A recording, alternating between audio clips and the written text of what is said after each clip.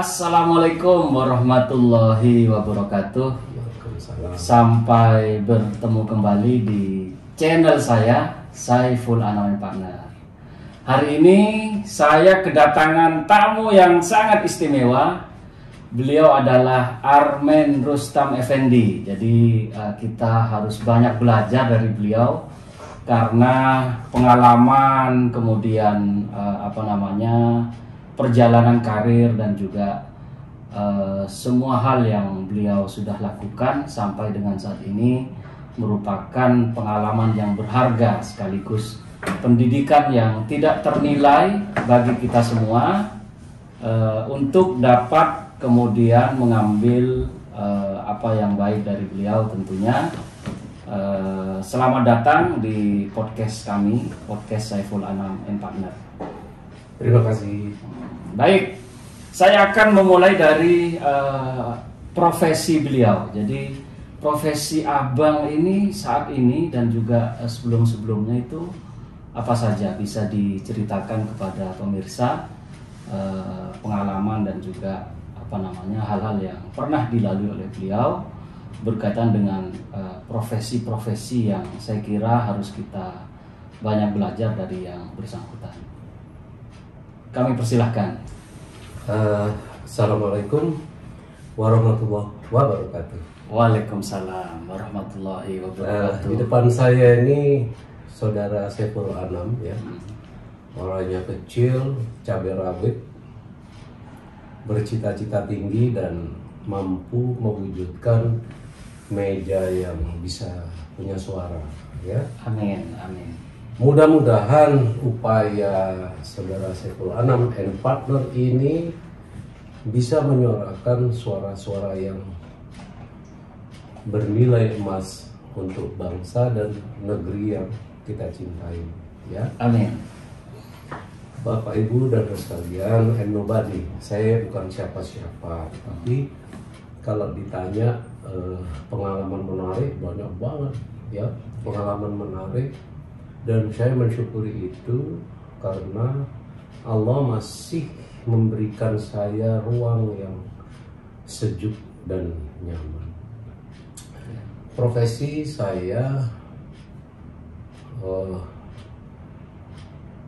ada pegawai swasta, ada pengajar, ya, dari saya mahasiswa dulu saya sudah ngajar di 5 SD dalam rangka pengabdian ya.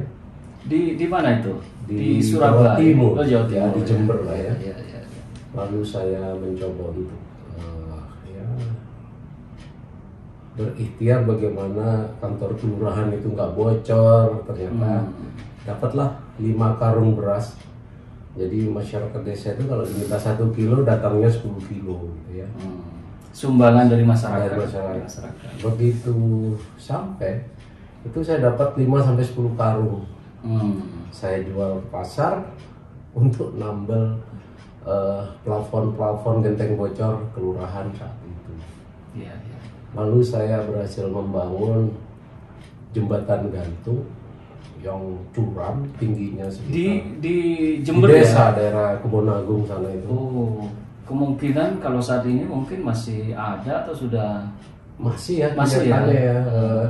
Kalau melihat percepatan pembangunan, kan pemerintah ini lebih konsentrasi ke kota ya, ke kota yang profitable supaya uangnya muter gitu. Kalau ke desa uangnya habis, nggak jadi apa-apa, alias bangkrut, kira-kira begitu ya. Tapi bagaimanapun jembatan yang kita bangun itu adalah penghubung perekonomian desa terpencil ke kota. Ya, waktu itu kami dikunjungi oleh 10 perguruan tinggi negeri di Indonesia. Ya bangga, ya itu yang saya buat waktu itu. Terus ada lagi pompa hidran. Pompa hidran itu tanpa tenaga listrik, dia memompa air dari curam bawah sampai ke atas untuk meneteskan air minum bersih, ya kira-kira. Jadi 3 proyek itu. Selebihnya ya paling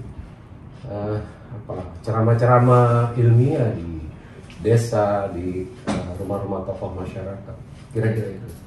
Artinya profesi yang sedang Saudara Geluti, Abang Geluti saat ini itu pengajar ya, pengajar di mana itu? Pengajar di Universitas Pamulang ya. Oh, Pamulang. Karena dekat rumah. Oh, waktu itu Prof Jimli kan nawarin ya. Iya, iya. Anda tahu waktu itu saya masih ada kesibukan yang nggak bisa ditinggal waktu itu kan di kelas. Saudara mau kan gitu kan? Iya, iya, iya. Memang saya minta sama Prof Jimli, Prof aku mau ikut Prof. Karena saya lihat mereka beliau itu cukup cerdas menurut saya ya. Iya, iya. Tanpa teks dia ngajar tuh mau berjam-jam, kalau metode ngajarnya pun hebat menurut saya ya. Iya, iya. Coba saudara baca 5 buku itu seminggu cukup, 2 minggu cukup, habis itu ujian saudara lulus. Iya, iya. Efektif, efisien. Jadi Iya. diminta orang membaca, tidak gemar membaca dan diuji langsung gitu ya. Iya, Baik iya. lisan maupun tertulis. Saya rasa Bung Saiful masih ingat itu. Iya, jadi dosen ya. Dosen. Juga saudara saya lihat pernah menjadi hakim. Gimana? Bisa diceritakan itu kenapa kemudian saudara tertarik dan kemudian bisa menjadi hakim, itu seperti apa? Ya saya baca koran di Kompas ya waktu itu di Kari, waktu itu masih suka iklan Kompas gitu kan. Iya, kalau nggak salah ya. Iya. Atau Media Indonesia itu.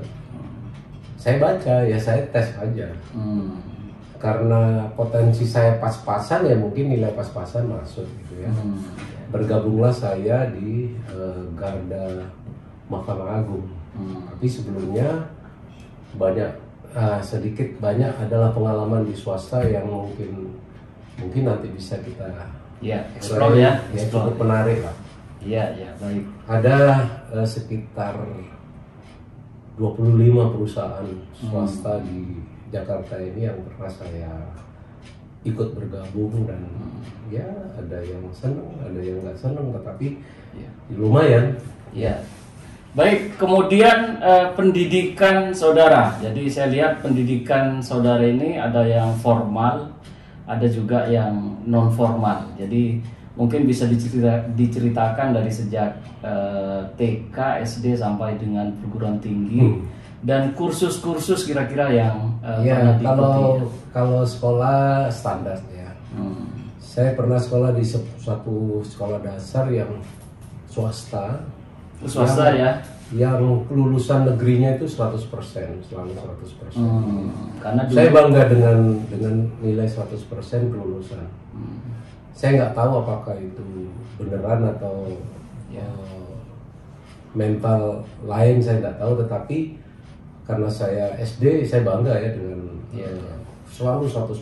Terus kemudian SMP. SD apa itu? SD Taman SD TPI.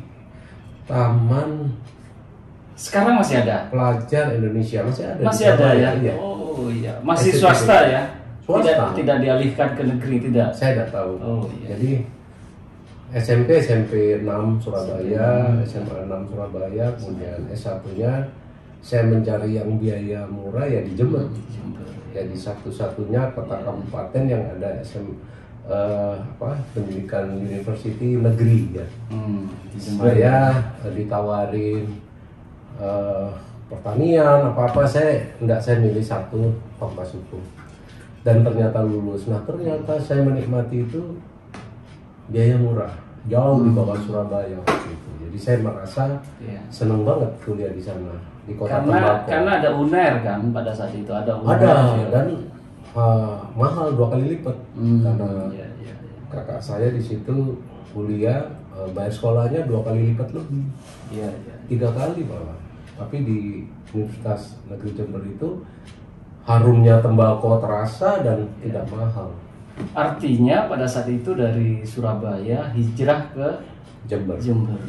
Tapi ada ungkapan begini Bang, jadi Ahmad Dhani itu pernah bilang begini, belum pernah seseorang dapat dikatakan sebagai orang Surabaya asli kalau tidak memiliki 2 kriteria, katanya Ahmad Dhani.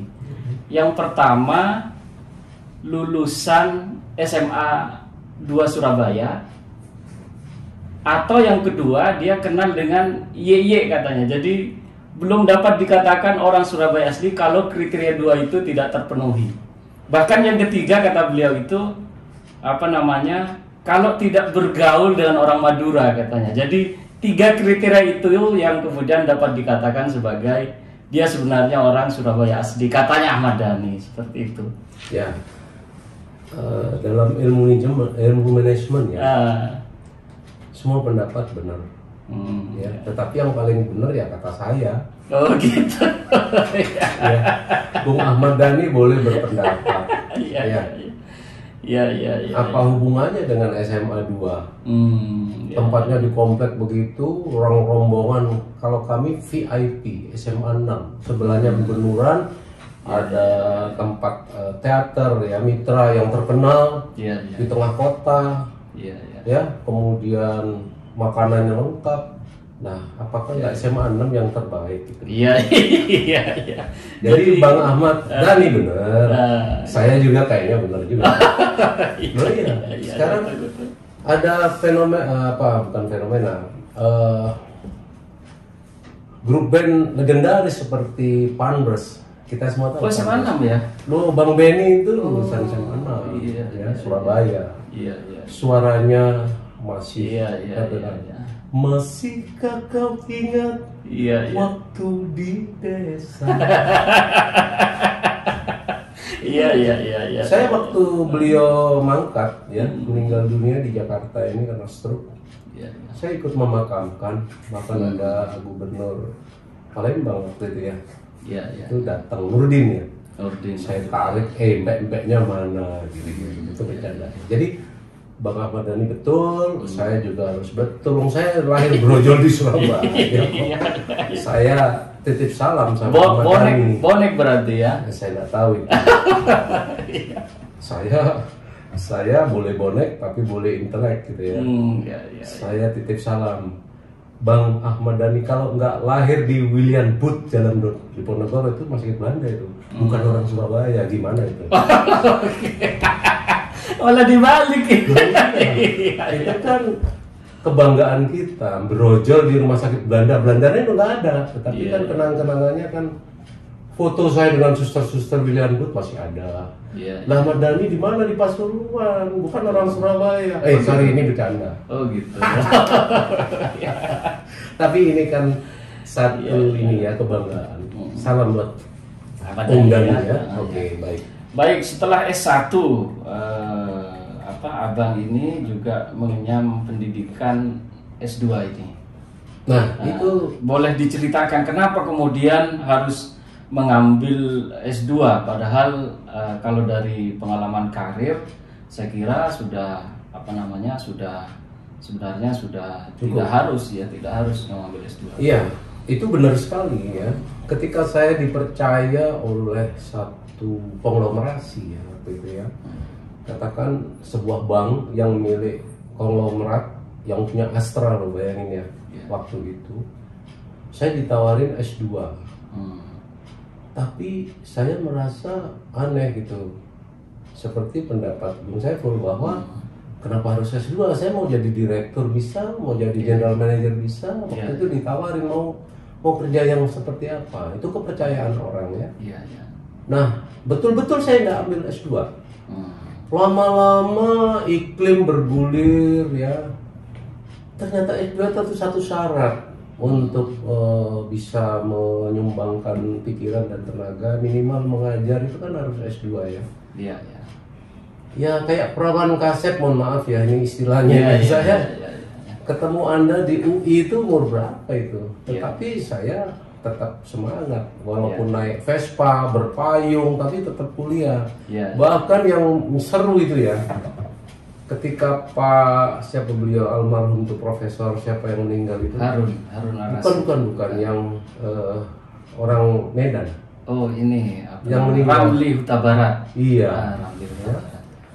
Prof Ramli bilang kan kita nggak apa-apa ya kuliah sampai 5 kali double nih, saya jarang ketemu. Boleh Prof. Itu Vespa saya diusung oleh security, taruh di luar pagar. Kenapa itu? Ya mungkin pikiran security itu Vespa itu nggak representasi gitu ya dengan UI, nggak match gitu. Iya. Digendong, ditaruh di luar, saya bilang mana Vespa saya? Lo ada di luar, kenapa? Udah jam lewat. Udah siapa yang suruh saya kuliah sampai pagi?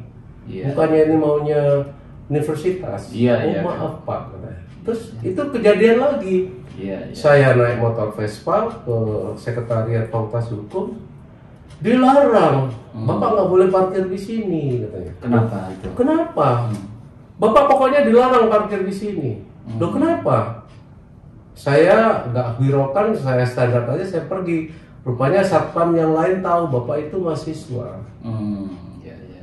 Ternyata langsung nyelonong pergi. Berarti jadi, penampilan yang hina itu ternyata tidak dikendaki di pelataran UI di Salemba. Nah itu kejadian. Itu fakta ya?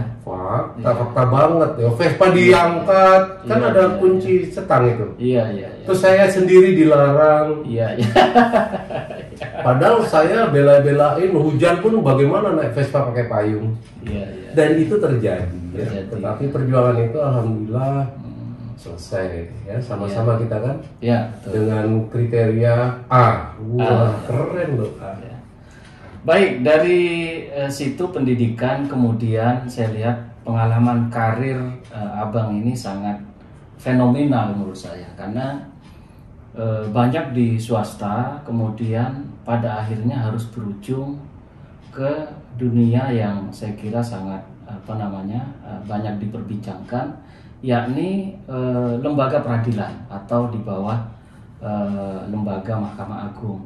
Kira-kira kenapa kemudian Abang ini lebih memilih lembaga Mahkamah Agung ketika sekian lama Abang sudah kalau bahasa saya sudah dimina-bobokan di lembaga-lembaga swasta yang saya kira juga pendapatan, fasilitas juga gajinya saya kira lebih besar saya kira dari Abang untuk memilih sebagai karir sebagai hakim seperti itu. Kira-kira gimana tuh? Perjalanan karir menarik ya.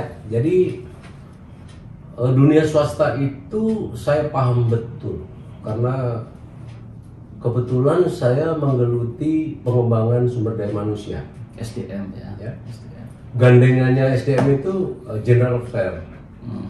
Ya, itu adalah aset usaha yang berharga, itu ada di tangan saya, dan saya sangat menggemari pengembangan sumber daya manusia. Di status HP saya coba Anda lihat. Apa itu? Super team, quality, dan berakhlak. 3 hal itu kalau di match lumayan.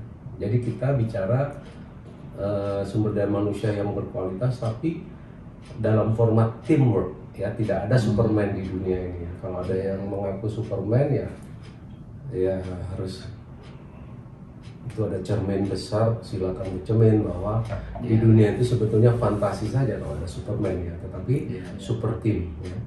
Lalu yang terakhir itu, garda terakhir itu berakhlak.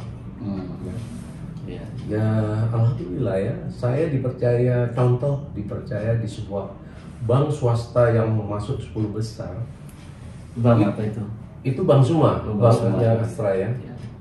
Bayangkan kunci itu ada puluhan kunci dari buka kantor sampai buka brankas yang berlapis-lapis, ada namanya khasana, itu besar sekali pintunya dan tebal, mulai dari nomor diputar-putar kiri putar kanan sampai ke kunci yang panjangnya kira-kira 20. Jadi Abang pegang semua itu ya? Iya, sampai saya keberatan, nggak bisa ini, kalau ini ada penodongan kebuka semua ini uang di bank, kira-kira gitu. Akhirnya saya komplain kepada pimpinan, ini harus di-split, semua kepala bagian harus memegang satu-satu kunci, nggak masuk satu operasional berhenti. Dan sistem itu saya yang minta, bukan saya keenakan pegang kunci yang begitu banyak ya. Saya pikir dengan tim ini ya semua ada rasa tanggung jawab, karena uang bank itu uang masyarakat, kira-kira gitu. Itu kepercayaan sampai seperti itu ya. Makanya saya nggak tertarik banget S2 waktu itu. Tapi karena Indonesia ini senangnya selembar ijazah itu, ya mau nggak mau ya saya harus berbesar hati ketemu Anda, ketemu Prof. Jimli, Rinanto, ya ketemu Bapak Dosen Harun Ar-Rasyid ya. Kemudian Pak almarhum Ramli dan lain sebagainya, itu saya bangga sekali ya. Nah, itulah hikmah besar ya. Terus kalau bicara tentang dunia swasta itu jauh lebih profesional ya di dalam daripada pengelolaan di institusi negeri ya. Saya yakin di institusi negeri itu pemerintahan ini sistemnya luar biasa, tak komplit, tapi mungkin kontrol ya. Manajemen yang paling sulit itu manajemen kontrol, manajemen komunikasi, terus manajemen implementasi. 3 hal manajemen yang harus betul-betul dijadikan satu patokan untuk mengelola sebuah institusi. Komunikasi harus bagus, terang dan jelas. Kemudian kontrol, tidak semua orang mengawasi pekerjaan itu dengan baik. Di swasta baik sekali, ya. Kemudian implementasi, terimplementasi secara baik, ya. Jadi banyak teori ISO, ya. Saya ketemu di Pengadilan Negeri. Padahal ISO itu saya sudah dapatkan waktu di Hotel Kemang. Saya bekerja di hotel itu tahun 83 sudah ISO. Kenapa di tahun 2000-an baru muncul tuh di pemerintahan yang namanya ISO. Nah, saya jadi bingung. Oh, ini toh. Tetapi saya melihat berangsur-angsur memang jadi lebih baik manajemen kontrolnya ya. Tapi soal mental itu urusan paling fundamental yang mungkin harus banyak didekati oleh lembaga pendidikan dari awal sampai mereka lulus jadi sarjana, bahkan S2, S3 ya, pendidikan agama itu sangat perlu karena itu urusan moral ya. Bagaimana orang boleh dan tidak boleh itu bisa membedakan. Kemudian apa yang hak dan tidak itu harus bisa dibedakan, dan itu menjadi automatically, nggak bisa dibentuk secara jangka waktu sekolah tok ya. Jadi ada urusan di rumah ini ya, orang tua itu mendidiknya seperti apa, komunikasinya seperti apa. Lalu di sekolahan yang beberapa jam saja itu dia dapat apa. Kemudian di masyarakat terutama. Ya bayangkan, tidak mudah orang bergaul di pergaulan bebas itu mampu bertahan dengan gangguan, hambatan, godaan, rintangan yang ada di bumi Indonesia yang serba berkembang. Dulu saya masih ingat, pakai rok span saja digunting dan dicat itu orang. Sekarang mau kelihatan apanya juga boleh kayaknya ya, tetapi ini adalah perubahan-perubahan dari zaman ke zaman. Dulu rambutnya di macam apa bisa disemprot sama kayak pilok itu waktu saya SD ya. Jadi waktu itu zaman Soekarno ya, itu disiplin banget ya. Kemudian zaman Soeharto berkembang. Nah kemarinya ini yang dibilang reformasi, saya tidak menemukan jawabannya apa yang terbaik saat ini. Belum. Waktu Pak Harto lumayan. Jadi pengalaman karir Abang ini dari swasta ke negeri tadi sudah dijelaskan. Kalau saat ini, jadi misalnya Abang ini disuruh untuk memilih antara jabatan swasta atau negeri, jadi pilihannya yang mana? Emang bisa milih? Enggak, kalau misalkan tidak ada yang bisa dipilih. Jadi begini loh. Ini saya cerita sedikit ya. Dari puluhan pengalaman, saya bekerja di dunia konsultan. Waktu itu Pak Harto membuat saluran tersier mengairi sawah-sawah yang ratusan hektar. Saya drafting, menggambar, drafter. Orang lain mengerjakan satu gambar nggak selesai, saya 3 gambar selesai. Ya. Saluran tersier di sawah-sawah itu, ya. nggak tahu kabarnya sawah-sawah itu bagaimana setelah Pak Harto itu, saya nggak tahu. Ya, ya. Kemudian saya bekerja di perhotelan. Nah, menurut saya ini standar internasional yang baik. Ada dunia wisata, restoran, kemudian kuliner, kemudian bagaimana pelayanan yang prima itu ada di perhotelan, ya. Ya, ya. Saya dapat rumah dinas di Indonesia satu-satunya mungkin di situ. Ya, ya. Kemudian dunia retail, ya. Saya pernah mendirikan training center untuk program TOT, Training for the Trainer, ya, jadi calon manajer. Sementara sambil mengangkat yang calon-calon pelayanan di lapangan, ya. Itu saya bisa buat 7 kelas, kemudian bikin modulnya, menerjemahkan dari Boston itu buku pedoman itu, karena franchiser, ya. Akhirnya menjadilah, terus saya ditanya, untuk apa Pak membuat training center? Ya supaya anakmu pinter. Ya. Kalau pinter kan banyak ngomong. Ya, ya. Ya kita harus lebih pinter, saya bilang. Ya. Kalau dia lebih pinter, ya saya harus kerjasama sama orang pintar. Iya, iya, iya. Jadi nggak ada yang namanya persaingan tidak sehat, ya. Jadi membuat pinter, produktivitas tinggi, profit. Kalau orang itu lebih pinter, ya harus berteman sama orang pinter.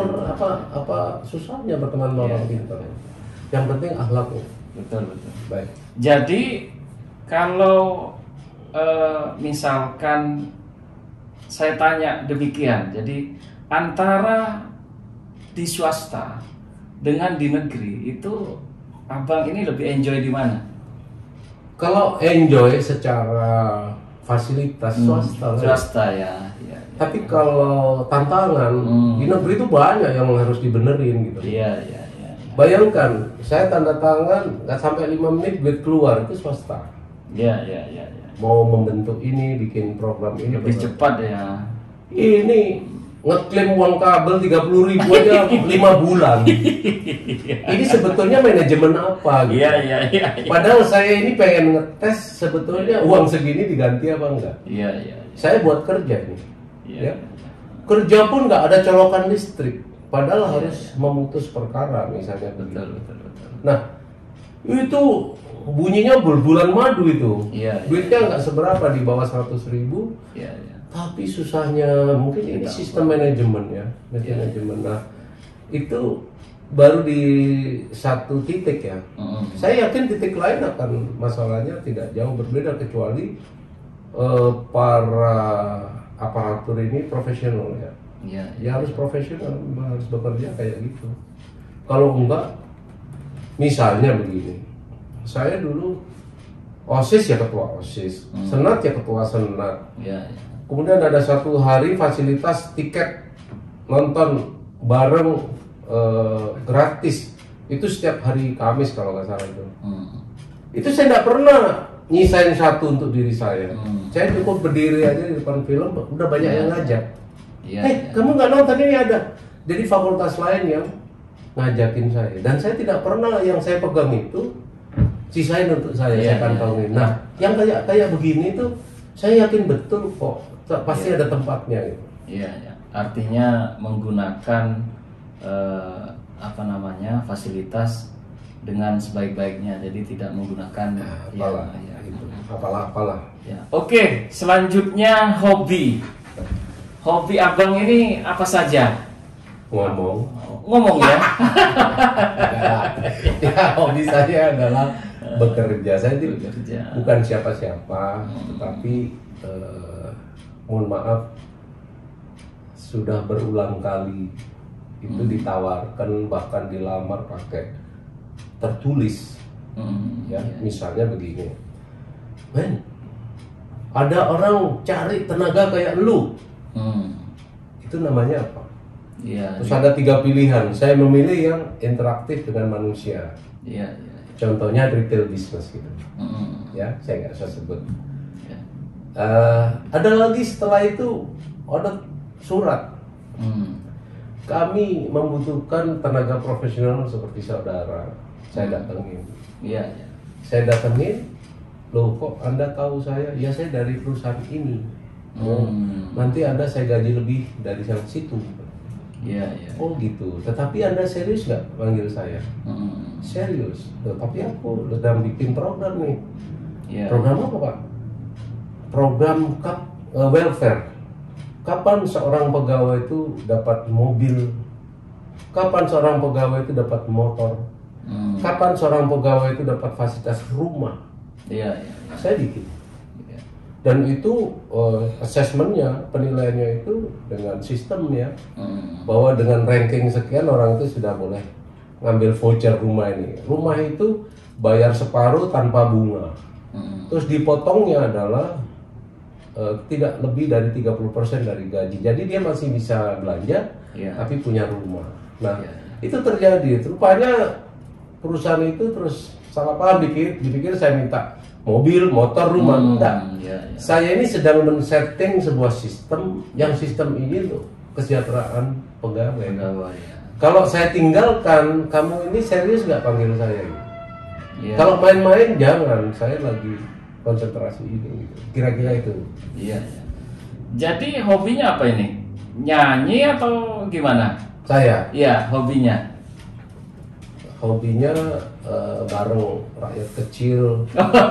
Iya. Oh iya, saya kalau di Monas itu dulu masih belum dibersihkan kayak sekarang. Saya duduk-duduk sambil rekreasi lokal gitu di Monas itu minum kopi. Jadi rekreasi bareng. Saya ditanya sama orang-orang Madura itu. Sampai kerja di mana, Pak? Saya jawab. Itu gedungnya. Oh, Bung Agung. Ya, saya jawab, iya. Jadi Bapak satpam? Iya, saya satpam. Oh, dikirain satpam ya? Iya.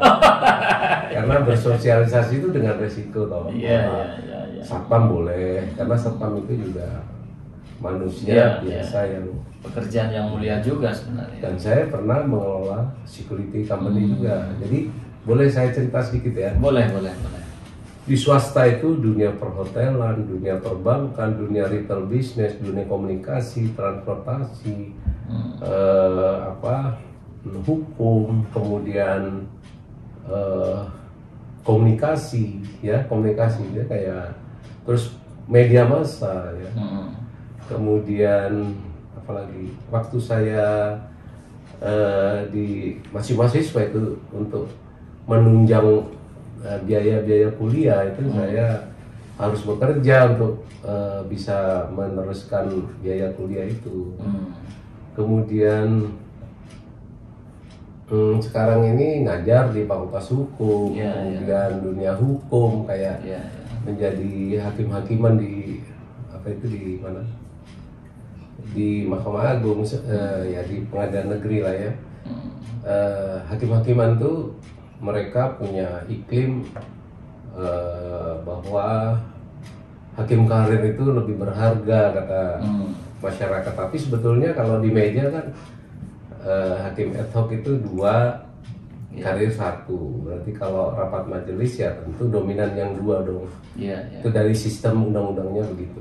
Kalau di kalau di voting Pinkor itu 5 itu 32 ya. Tapi jarang lah voting. Rata-rata itu karena intelektualnya jalan ya sesuai dengan undang-undang aja gitu ya. Dan disitulah bisa lebih enjoy bahwa ini fair ya kan.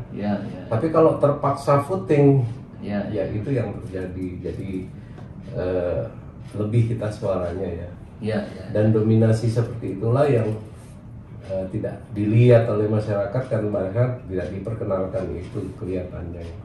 Tapi apalah artinya, yang penting bagaimana keadilan terwujud, kepastian hukum terwujud, dan kemanfaatan. Buat saya 3 pilar seperti Anda tahu ya. Oke, berikutnya Anda ini kan sudah malang melintang di dunia hukum. Pertanyaannya adalah saya ingin menanyakan kasus paling berat yang pernah Abang tangani ini kasus apa? Atau yang pernah Abang adili atau ditangani pada saat menjadi pengacara atau advokat itu penegak hukum. Kira-kira apa? Gak ada tuh yang berat. Oh, nggak ada yang berat ya, ringan semua. Yang berat itu suruh ngetik itu. Makanya saya suka minta tolong Bung Saiful. Masa usia saya yang begini masih bisa ngetik? Kenapa? Ternyata ketikan teman-teman itu tim misalkan ya keliru. Kalau misalnya objek subjek perkara itu namanya berbeda, itu kan batal demi hukum kan? Betul. Akhirnya saya ngetik sendiri sampai gemetaran itu. Ya puluhan putusan ya. Iya. Misalnya seperti itu. Ya kalau suruh ngetik itu saya bingung. Nah, kalau jadi advokat ya, pengacara. Ya dengan senang hati gitu ya. Itu baru datang, baru nampak, oh kamu jangan pakai pengacara itu, bisa diborgol saya. Ngomong sendiri itu. Apa ya maksudnya? Ya mungkin ketakutan mereka. Saya tidak tahu itu omongan itu ada. Terus saya bilang sama klien saya, pecat aja saya, tapi jatahku jangan hilang. Ternyata Pak, setelah saya proses-proses, ada kasus yang menarik itu sudah tertidur selama 49 tahun. Waduh, kasus tanah itu. Kasus tanah. Saya masuk tahun ke-50, clear dan eksekusi. Iya. Itu terjadi. Ya saya bangga. Itu melalui pengadilan atau mediasi atau gimana? Enggak, ya putusan sebetulnya gini ya, putusan Mahkamah Agung kan tinggal dijalankan oleh pihak pengadilan tingkat pertama ya. Iya. Tapi nggak dijalanin. Nah, prinsipal itu kebingungan lewat jalan mana. Nah, kebetulan saya hadir. Ya saya bilang, ini orkestra sudah selesai, Anda tinggal menjalankan saja putusan betul. Mahkamah Agung. Kenapa? What's the problem? Betul. Itu ditambah lagi preman-preman yang begitu galaknya kejar-kejar saya, ya saya senyum-senyum aja bahwa, nah emang kamu yang bikin nyawa. Iya. Sampai ada ungkapan, pisahkan leher dan kepalamu lah. Ini adalah model itu terjadi. Tetapi alhamdulillah itu menjadi pengalaman yang menarik buat saya, dan tidak ada yang berat Pak. Jadi semua pekerjaan baik. Ya baik. Berikutnya ini yang sedikit menarik nih, keinginan dan harapan tentang Indonesia, masyarakat dan juga perkembangan Indonesia ke depan itu seperti apa? Saya kemarin hari ini dapat keluhan dari lapangan ya. Satu ketika saya menyusun gugatan gitu, pakai laptop mati. Ini saya cari partnya aja susah, mau beli katanya luar biasa, bulan ini naik 2 kali. Berarti harga mahal toh. Harga.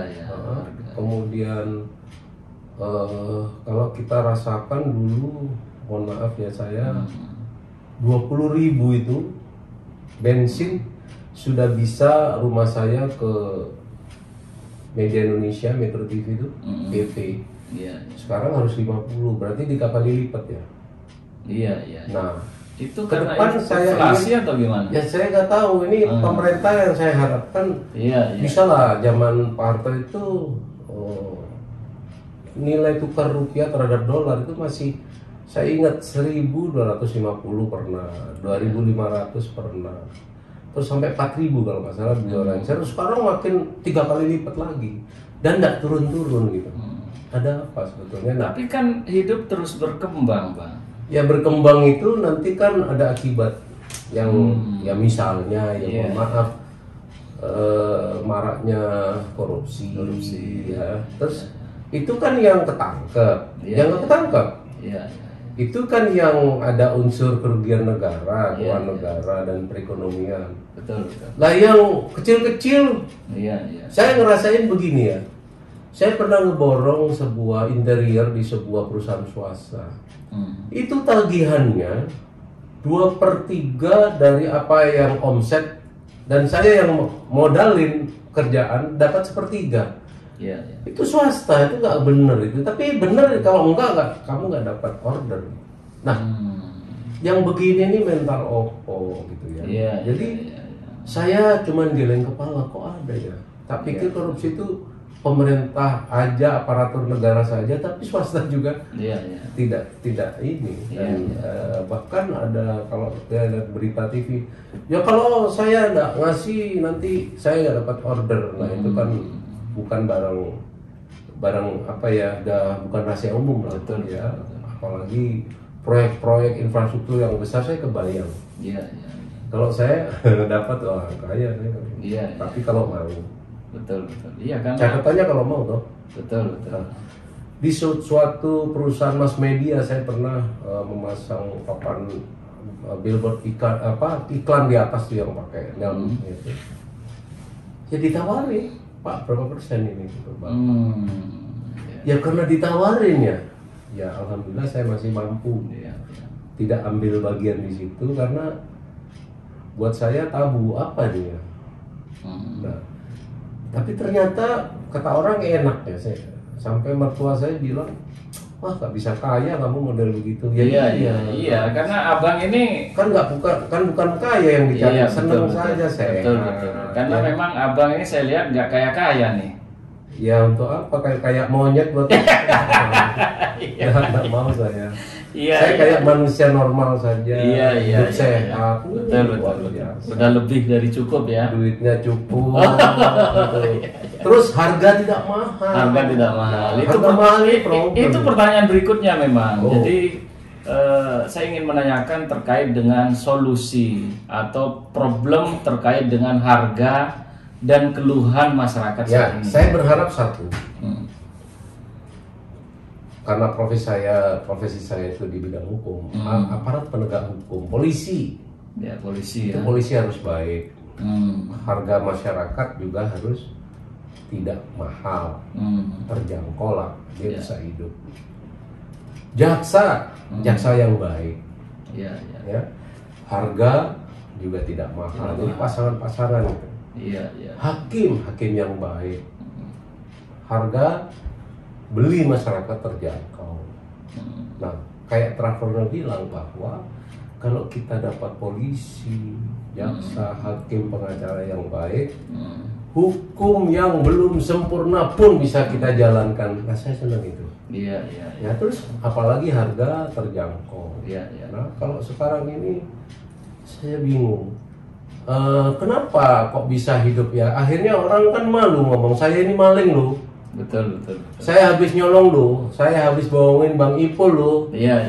Nggak akan mungkin, tapi dia akan survive dengan segala resikonya. Nah, disitulah yang harus diperhatikan bahwa harga itu bisa nggak sih dikendalikan oleh yang namanya aparatur, ya. Siapa tugas pemerintah? Iya. Kalau Anda bisa itu, ya itulah sudah memperhatikan kebutuhan masyarakat luas. Kan gitu. Mohon maaf, saya pernah ditanyain mantan presiden RI. Siapa itu? Nah, saya nggak perlu sebut. Ya, dia bilang, saya perlu Pak Hakim nih. Untuk apa? Ya nanti bawa surat saya kemana? Saya bingung, kenapa saya? Kan gitu. Jadi ngomong langsung itu? Langsung. Kenapa saya? Karena Pak Hakim yang memperhatikan masyarakat kecil. Dari mana? Saya kan nggak ngobrol banyak tentang itu, kan gitu. Iya. Dan itu betul kejadian. Itu saya bangganya amit-amit. Karena dipercaya walaupun belum nyampe. Ya. Saya pernah ketitipan lagi masyarakat Betawi, ya, direpresentasikan oleh, ya sekarang nggak perlu saya sebut ya. Aku titip Jakarta, Mas. Oh gitu ya. Nah, waktu itu kompetisi Betawi ya. Iya. Oh. Kompetisinya waktu itu ada Ahok, Jokowi. Oh pada saat itu. Iya. Pada terus saat ada Anies. Terus ada Mas Agus Silvi. Itu kan partai-partai. Saya non partisan. Oh iya. Saya datang belakangan. Jadi abang ini juga diusung ya oleh. Diusung oleh masyarakat Betawi. Iya. Nah itu yang lucunya lagi.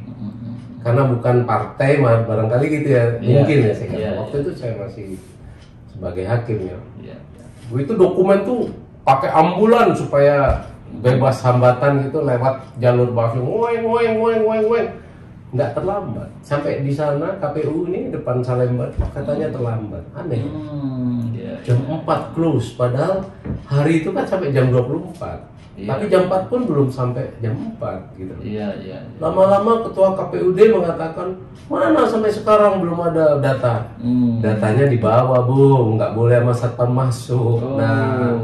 Yang begini-begini mohon maaf. Ya saya tinggal menilai bahwa ini profesionalisme, politik praktis atau apa. Buat saya nggak penting. Ya tapi itulah yang saya alami dan terpilihlah Pak Anies Baswedan sebagai gubernur, tapi dari partai gitu. Saya non partisan yang terakhir. Dokumen pun nggak diambil. Jadi, tapi udah memenuhi saat itu ya. Lah gimana nggak diperiksa? Sampai di pintu di close sama security katanya.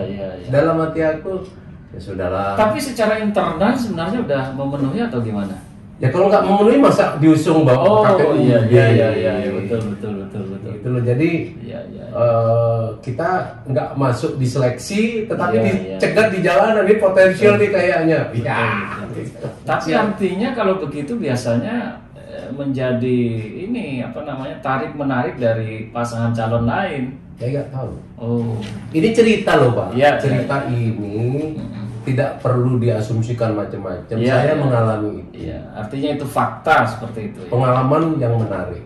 Perlu nggak saya dalam perjalanan karir tadi banyak pengalaman menarik. Betul. Nanti itu ada sessionnya tersendiri. Berikutnya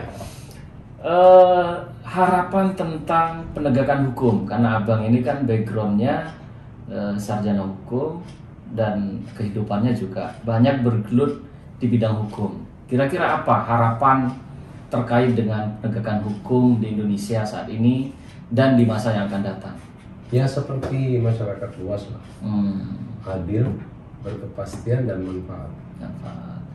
Makanya teori Travelner itu jadi favorit saya, bahwa polisi yang baik, jaksa yang baik, hakim yang baik, pengacara yang baik akan mencairkan semua stagnasi di bidang hukum. Kembali kepada kualitas sumber daya manusia.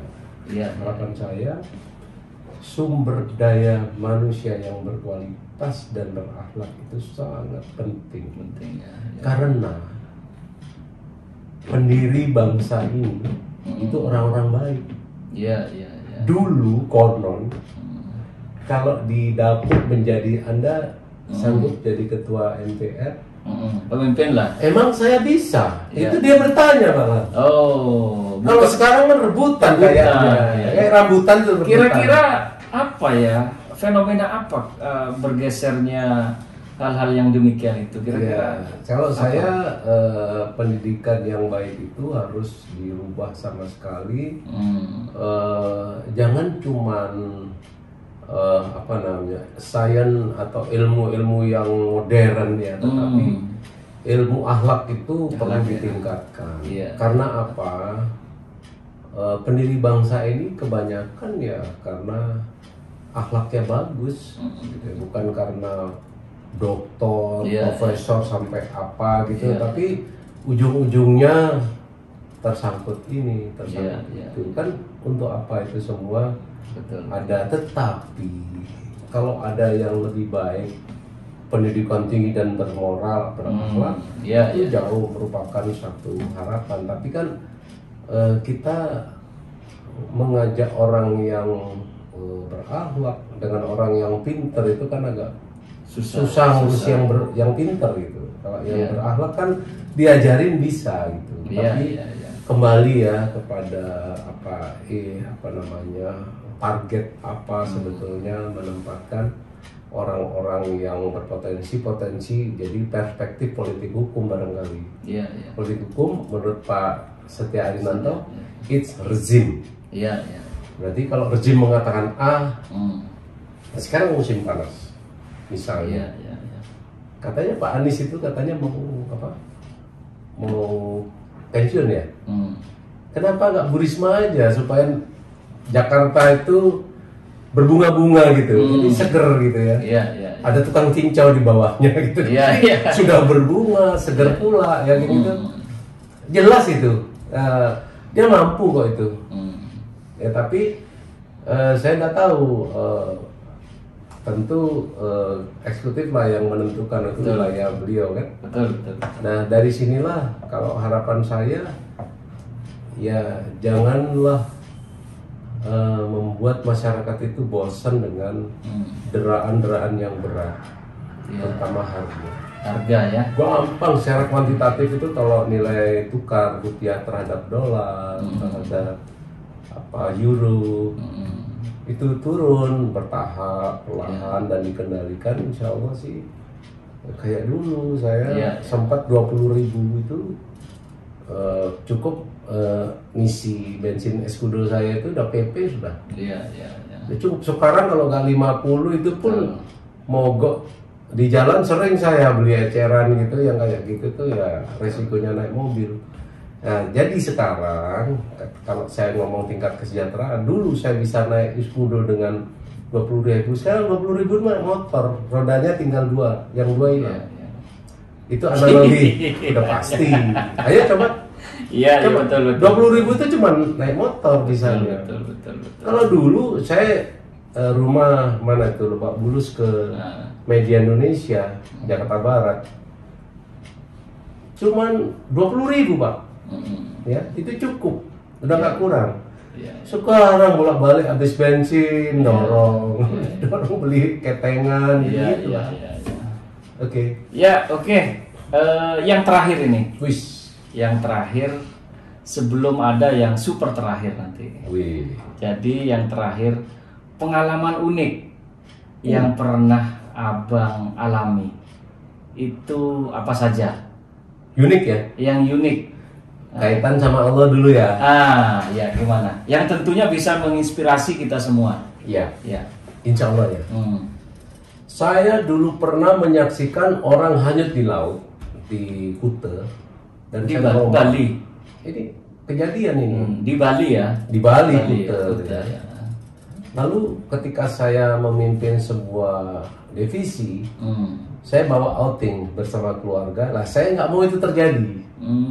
Terus saya jagain pakai peripitan. Pindah sana, ini kena angin. Pindah situ. Akhirnya saya yang hanyut. Saya hanyut, semakin saya berenang semakin jauh. Berenang jauh sampai hotel itu kira-kira hanya kelihatan 1 cm. Berarti jauh. Berarti bisa 10 kilo itu ya? Tahu, jauh pokoknya. Saya udah hampir nggak lihat lagi hotel. Lalu saya berdoa, ya Allah, saya belum pengen mati. Tolonglah hamba-Mu. Itu detik Bung Saiful. Langsung saya ingat kok ada kaleng ngambang-ngambang di pinggir laut ya. Disitulah saya dapat jawaban. Begitu saya keangkat ombak, saya meluncur. Ombak luncur, ratusan kali menggayur menggoes renang berenang. Saya langsung napak pasir lagi. Langsung saya mohon pada Allah itu, saya belum pengen mati ya Allah, tolonglah aku. Yang kedua, masa Krismon. Yang kedua ya. Krismon waktu itu saya punya mobil harganya 30 juta. 36. Mobil apa itu? Baru-barunya Espas yang botak depannya itu. Espas ya. Ya tapi lumayan zaman itu. Iya. 23 juta. 23 baru ya? Baru ya. Lalu Krismon saya jual tuh. Sebelum Krismon, seminggu sebelum Krismon saya jual, saya dapat uang 22 juta lah kira-kira gitu. Nah, seminggu kemudian Krismon. Nah, Krismon saya masih penasaran karena mobil baru kok dijual, tapi ya namanya gitu ya. Saya lihat di showroom di Atrium Senen tuh. Harganya dari 107 juta. Dari 23 ya. Ya baik. Saya cuma menunduk. Ya Allah, kalau Engkau kabulkan aku dapat mobil yang lebih bagus. Bener dapat S10. Ya, ya. Kurang dari sebulan. Iya, iya. Itu satu anugerah yang itu nyata loh. Ya. Tapi kita menghayati. Ini yang terakhir. Ya, yang terakhir ya. Mudah-mudahan ini menginspirasi. Iya, iya, pasti ya. Saya nggak punya uang sama sekali.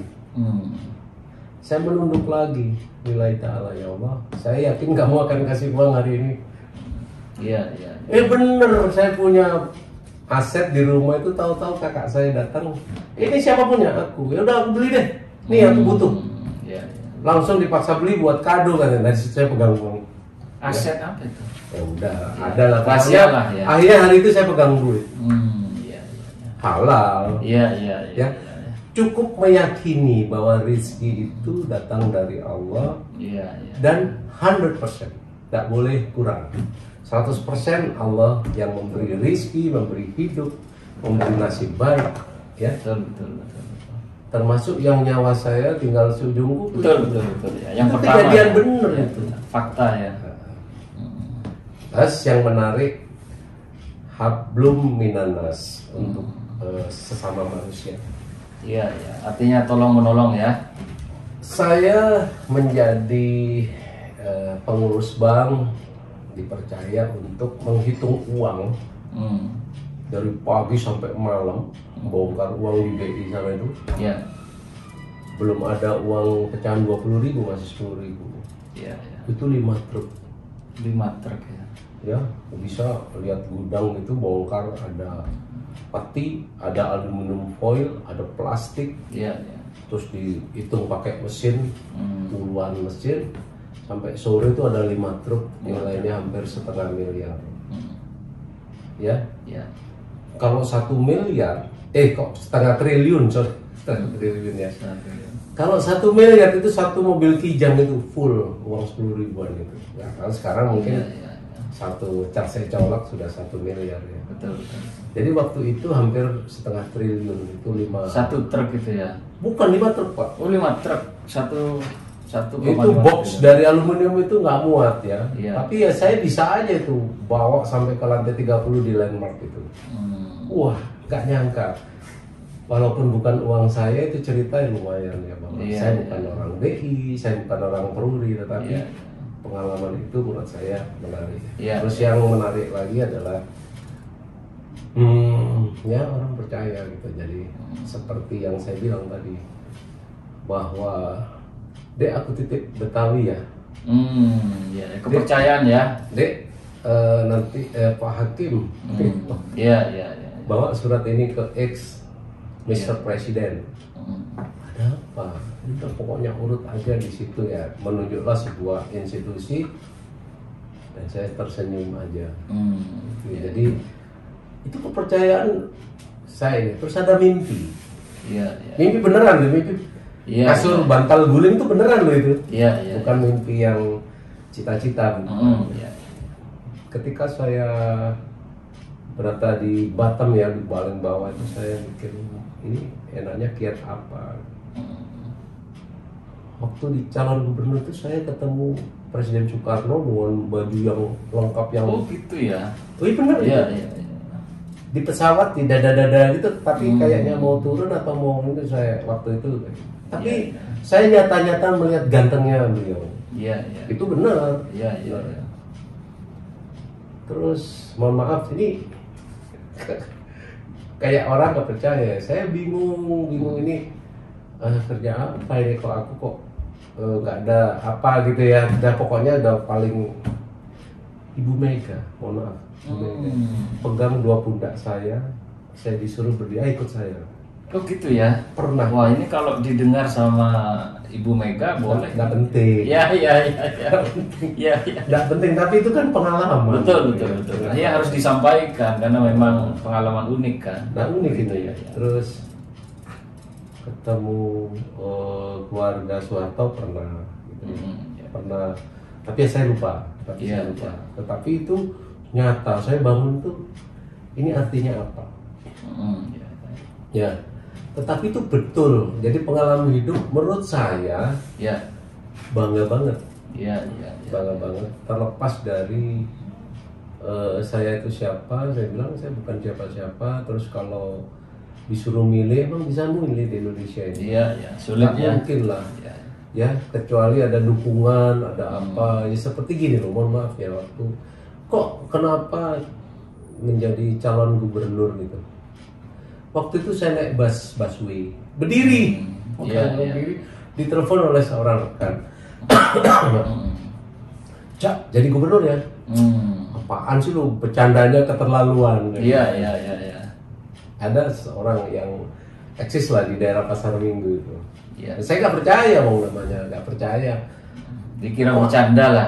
Aku ini nggak punya uang, aku bilang gitu. Tapi saya ingat itu Pak Mahfud itu pernah cerita di TV. Saya ini jadi menteri, ya itu katanya Pak Mahfud. Iya. Gak pakai duit ya, Gus Dur itu katanya gitu. Jadi impossible thing. Tapi oke lah. Ternyata saya dibawa ke pasar durian di Kalibata, ajak makan durian malam. Aku nggak punya uang. Sama yang nelfon. Kenapa kamu harus menawarin? Saya kan banyak orang. Nggak, Cak, kamu persyaratannya yang menurut aku, menurut calon yang lain harus gini. Dasarnya kayak apalah, sugesti gitu. Kok saya? Ya ayo. Tapi aku apa adanya. Iya. Sempat sosialisasi di rumah makan sederhana depan Arya Ramangun. Bapak ini sebaiknya terdaftar dulu lah, nggak ini loh. Saya kan diundang di sini, saya nggak undang bapak-bapak loh. Iya. Begitu presentasi kecil-kecilan, pada minta foto, loh, berarti ada yang menarik ya. Iya. Itu aja yang saya ya unik-unik pengalaman unik ya. Tetapi saya nggak lupa sama sekali kepercayaan itu. Bahkan di bawah mobil saya itu ada uang cek tunai BRI kalau nggak salah, itu setelah saya kata mau dikasih surat, dikasih ke presiden dan segala macam itu di bawah mobil Hyundai saya itu di Teraja tuh ada satu map, ada cek tunainya 6.400.000. Saya robek-robek, itu bukan uang saya kan. Itu asli ya? Asli Pak. Saya buang aja. Kira-kira dari siapa? Saya nggak tahu. Iya. Tapi dari jauh saya lihat ada jaket-jaket hitam. Iya. Terus di rumah itu katanya satpam, kok Pak, kok banyak orang jaket-jaket hitam kemari, ada apa ya? Saya nggak tahu. Iya. Nah ya kayak gitu. Iya. Ya misterius, percaya atau tidak? Iya. Saya nggak ngerti. Iya. Oke, ini yang super terakhir karena Abang tadi kita lihat juga senang vokal atau bernyanyi ya. Kita ingin pemirsa dari Saiful Anam and Partner ini untuk mendengar tes vokal dari beliau. Siapa tahu nanti ada studio yang berminat untuk kemudian mengkompilasikan lagu yang bersangkutan untuk dipublikasikan seperti itu. Kami persilahkan. Ini saya nggak tahu kok senengnya musik keroncong yang gitu ya, seperti yang diketahui beliau ini. Para pemimpin ini kok ya. tidak bisa mengangkat musik keroncong ini dengan baik, sementara pengennya masyarakat itu yang berlenggak-lenggok gitu ya. Dangdut barangkali seperti Bung Saiful. Saya lihat di flash disknya itu dangdut semua itu ya. Iya. Tapi coba ya, ini hanya secuplik aja. Ya. Coba kau tanyakan di hatimu, bekal pengabdianmu pada pertiwi. Itu judulnya Remaja Pancasila. Ceritanya siapa tuh? Saya nggak tahu. Pokoknya aku suka aja lagu itu. Saya belum pernah manggung nyanyi itu, tetapi kalau di mobil saya senang nyanyi itu. Jadi ceritanya tantangan buat generasi. Kamu paham nggak kalau kamu itu punya tugas di pundakmu dan kamu harus mengabdi pada negeri yang tercinta ini. Iya. Syairnya bagus ya. Jadi sebentar lagi saya pengen ngamen di stasiun Gambir itu ada keroncong, saya ingin ngamen di situ. Tak coba bisa nggak saya nyanyi itu. Menurut saya susah lagu saya, tapi saya suka syairnya untuk generasi penerus ya. Mudah-mudahan bisalah sedikit menginspirasi siapapun yang memirsa ya channel ini ya. Ya. Baik, oke kalau begitu terima kasih banyak ini atas kesempatan dan juga kehadirannya di channel saya. Semoga apa yang sudah dapat disampaikan oleh abang kita ini dapat bermanfaat untuk kita semua, utamanya kalangan para pemuda, untuk kemudian dapat lebih bangkit dan mencintai negaranya dan lebih berkontribusi lagi dalam hal pembangunan bangsa dan negara. Oke, saya cukupkan sekian. Assalamualaikum warahmatullahi wabarakatuh. Waalaikumsalam warahmatullahi wabarakatuh. Sampai ketemu kembali di kesempatan berikutnya. Ya. Baik.